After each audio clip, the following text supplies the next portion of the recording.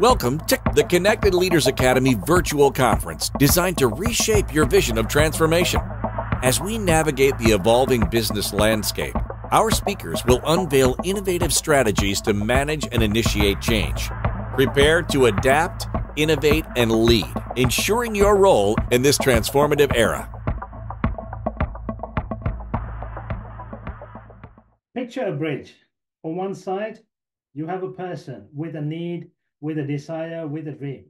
On the other side, there is the result, the solution, and how to achieve the dream. So as a salesperson or as salespeople, we are not only taking them through the bridge to the other side, but we are the bridge itself.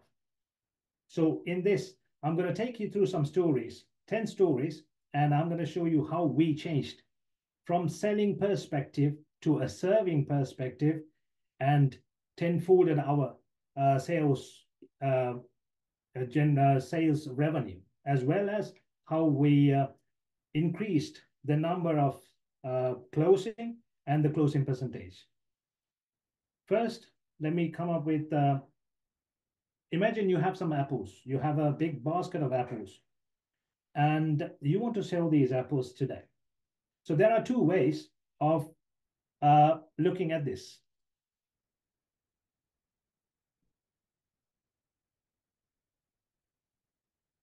One is you look at the apples and think, okay, how many apples am I going to sell today? How am I going to make the maximum out of the apples?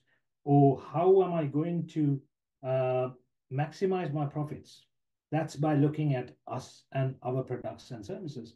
On the other hand, you can look at the other person and think, okay, who's going to need apples today? Who would love to have some apples today?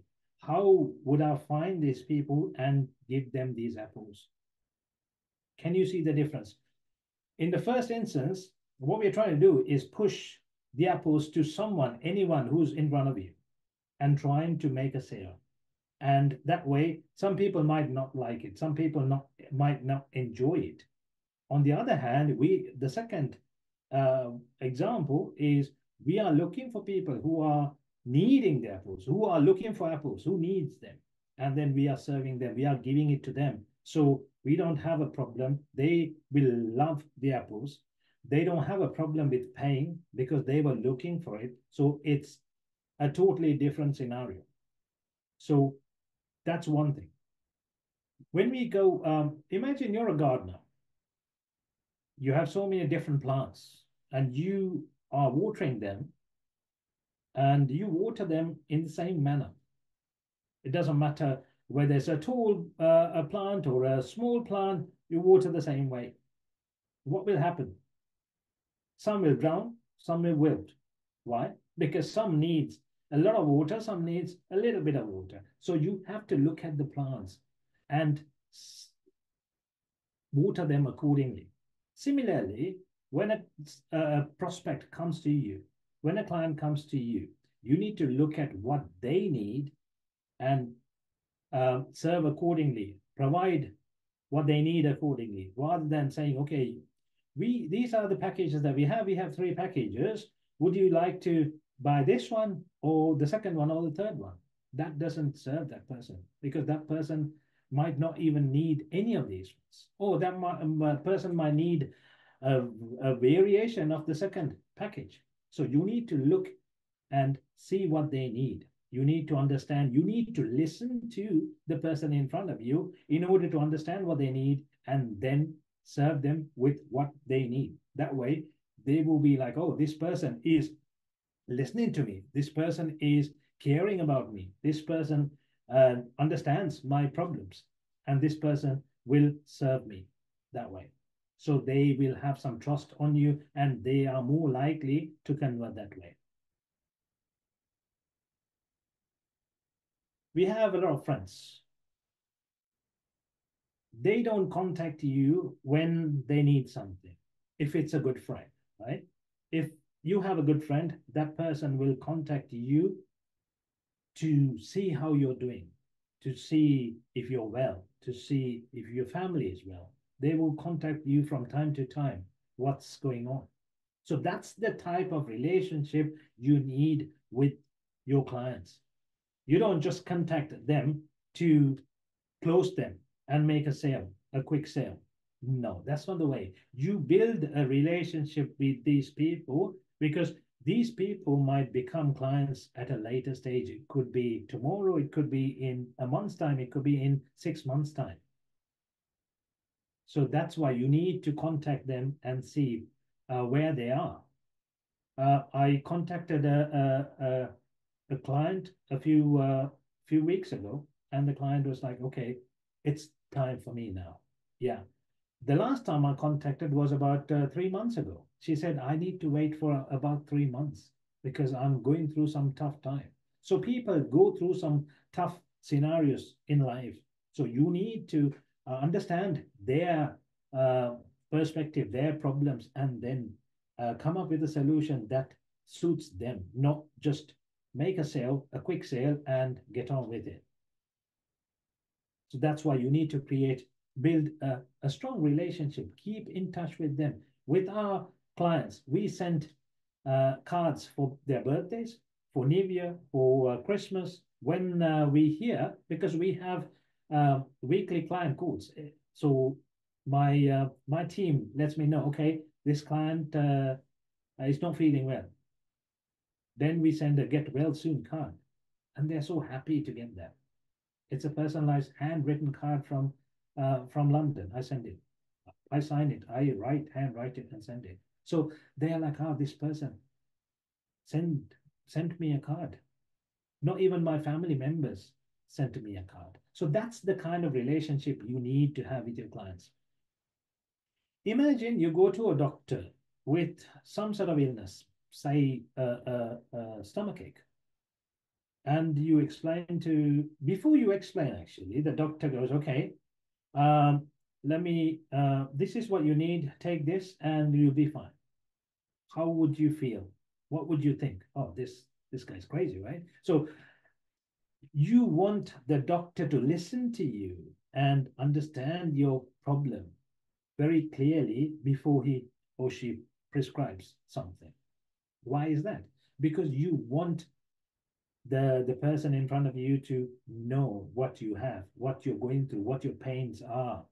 Similarly, when a client comes to you, don't give them what you have, just listen to them, try to understand them, go through with them, write down what they're saying, and maybe repeat them. Sometimes a client might say something, but he or she might have meant something else. So try to repeat and get more clarity on that. And then there might be some major things that they are looking for. Take down notes and then, okay, this. For example, when we have a client meeting for the first time, I take down notes. And the client might say, oh, I don't have a landing page. This is the most important thing for me. And that's like a golden nugget. I just write it down. Okay, they need a landing page. Even if one of my packages don't have a landing page included, what I do is I adjust that package and I include a landing page because that person needs a landing page. And sometimes they might say, "Oh, I've never had a YouTube channel. I like to have a YouTube channel, or I like to start a podcast." So that's a golden nugget. Then you take down notes, okay? We will help you start a podcast. This is how we do it, and this is how we start it. So then the client will be like, oh, this person has been listening to me. This is what I need. And this is the package. And in this package, we will add a podcast. This is not there, but we will add a podcast and a landing page for you, and the rest will be done. So that's the kind of personalized service a client would be looking at when they come to you, because they want to be heard. That is the biggest problem people have now.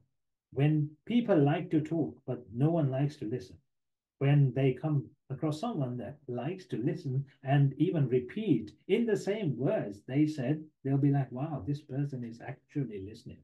Not even my wife listens to me, or not even my husband's listen to me. So that's the kind of relationship you want to build with your clients. On the first call itself, it's an experience. I'll get to the experience. Another problem we all have in the initial stages, at least, is the fear. We all have some fear, especially when it comes to letting them know about the price. We are all good with the features and the benefits and the packages and everything because sometimes we know them by heart. But when it comes to the pricing, you're like, oh, you struggle or something, and then would you like to buy? That doesn't work like that. You have to have confidence in order to sell your products or services. Otherwise, they're going to feel that energy. Let me tell you something that's very important. When it comes to pricing, if you are not sold on the price, you cannot sell. Why? Let me give you an example. Say your services are valued. You value your services at $500. You think, okay, my services are worth $500. And you think, okay, but the market is charging $1,000. Let me also charge $1,000 because everyone else is charging 1,000 and I can charge 1,000. But you are not sold on the 1,000. You're only sold on the 500. What happens when it comes to the selling stage where you ask them to pay? You'll be like, then you struggle. Why? You feel guilty. You feel like there's something wrong. You feel like you are overcharging this person. That person can understand that energy and that person will run away. That person will not buy most of the time. And even if that person pays and buys, that person will stop the services very soon and will maybe leave a bad review. Why? That person knows that you are not sold. So if you want to sell it at 1,000, you need to increase the value somehow. Think of ways of increasing the value to 2,000. That's what we do. In our company, what we do is we look at all the packages and see, okay, if we value a package at 2,000 US dollars, we make sure, okay, we price it at 1,000. So it becomes so easy for us to sell because we are sold. We know it's worth $2,000. And we can convince very easily because we are convinced. We are sold. This is how much it's worth. And they'll be like, yeah, I know. Good. And they will pay.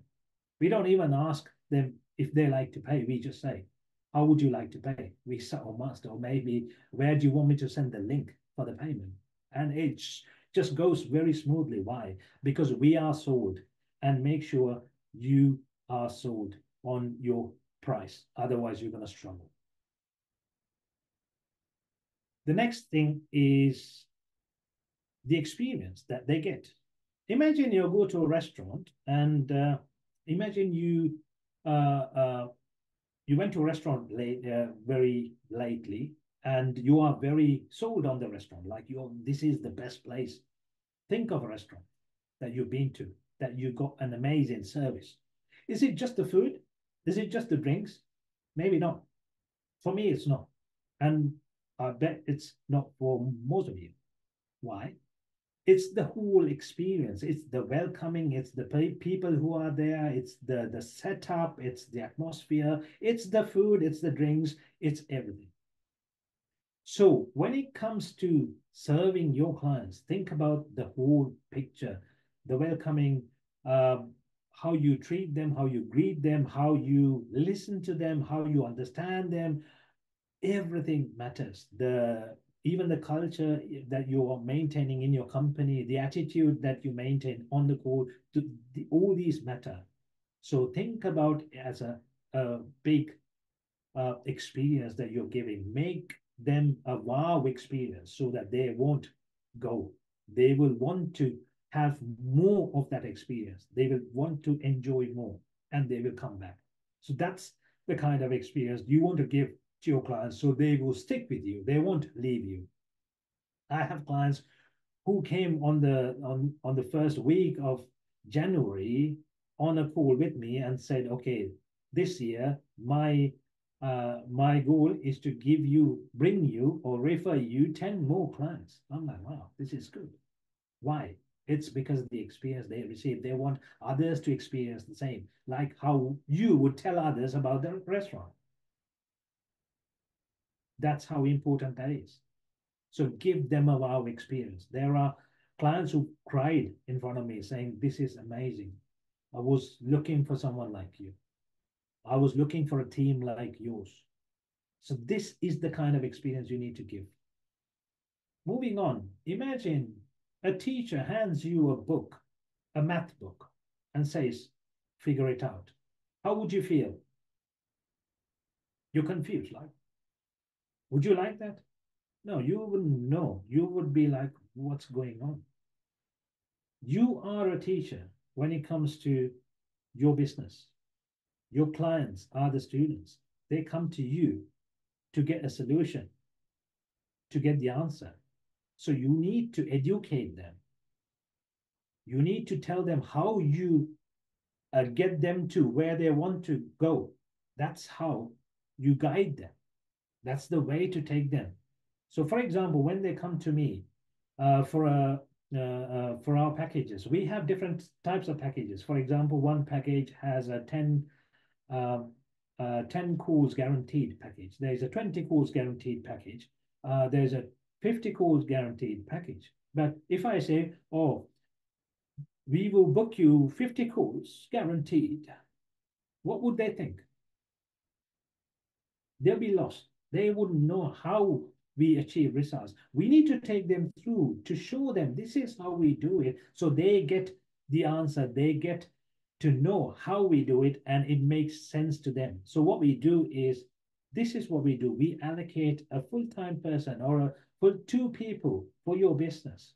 And one person will be working on social media, content creation. They will upload, they will create all the content, edit videos, upload to all the platforms every single day, and go into groups, post inside groups. It's a lot of things that they do, but we explain to them, this is what we do. We engage, we comment, we talk about the pain points of your ideal clients. We dig deeper into your ideal clients to understand their pain points. Then they speak out, then they raise their hands. So these are important.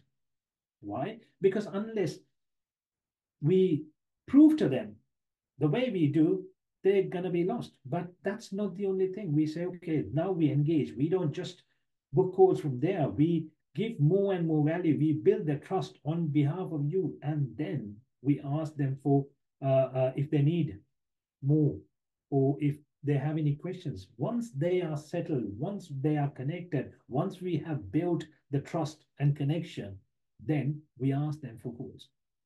Would you like to book a call? That makes sense. If we were to book 10 calls, this is how we do. We reach out to maybe, I don't know, 200 people. And then from that, we get about 10 calls booked. That's how we do. And these are the questions we ask. These are the messages we ask. This is what we say. This is what we don't say. So they get a proper understanding. So you have to educate your clients so that they get to know, okay, this is what they do, and this makes sense. We spend 100 hours, 200 hours, or 500 hours per month on your platforms, on your work. My team spends this much of hours. So that's how we get these results. And now that makes sense. That's why I struggle. I only spend, I don't know, 20 hours per month. So how can I get these results? Yes, of course. So you have to make sense to them so that they will be like, oh, yes, this makes a lot of sense. Think about a mentor, a person who changed your life, who impacted your life. Maybe 10 years ago, maybe 20 years ago, you can still remember, you have a lot of respect to that person. So when a client comes to you, be like a mentor. Try to impact their life. Try to see how you can impact their life. Look at ways to impact their life. Okay, this is where they are. This is where they want to go. Let me help you. Let me guide them through to where they want to go. And that way they will have a lot of respect and they will come back. Even after 6 months, maybe after 1 year. I have clients who came back to me after 1 year saying, okay, I'll come back. And then they were at the same place when they came. I understand because they didn't do anything. So they must be in the same place. But yeah, they come back to you because they trust you. They look at you as a mentor. They look at you as a person who impacted their life. Imagine a lighthouse. What would a lighthouse do? It will guide and give show uh, where the destination is. So become a lighthouse to your clients. So they are here, they want to get to this place. How do they get? You just show them this is how you get to this destination. So you become like a lighthouse. When it comes to selling, there is something that we all do uh, that we love to do. What is that? That's if you think that selling is like giving something to a person that needs it, then you will love doing it. Think of it as a gift. You have something. For example, imagine you have a medicine and there is a person with some sort of illness. That person has a lot of pain. That person needs that medicine. Of course, it's going to cost money, but what's more, worth more?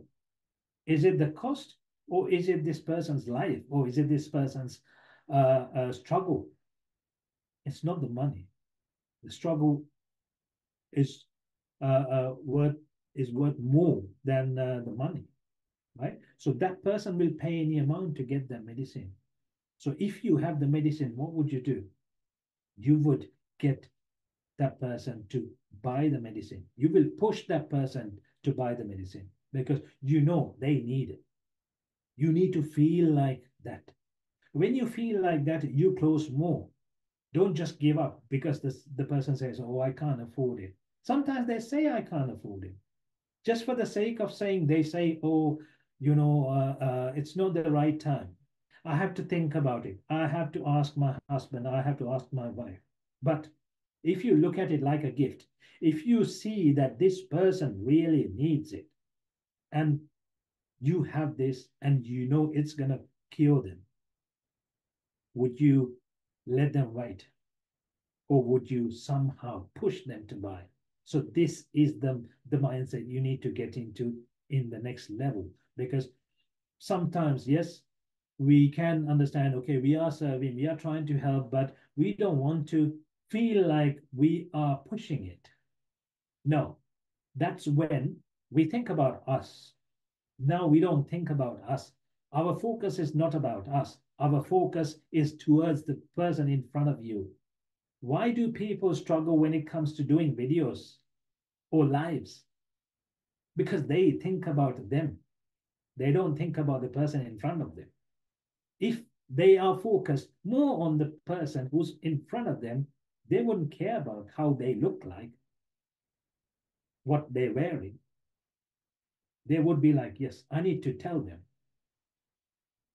Someone is in danger. Would you shout or not? Would you think about, oh, if I shout, everyone's going to look at me. How would I feel? Would I look like an idiot?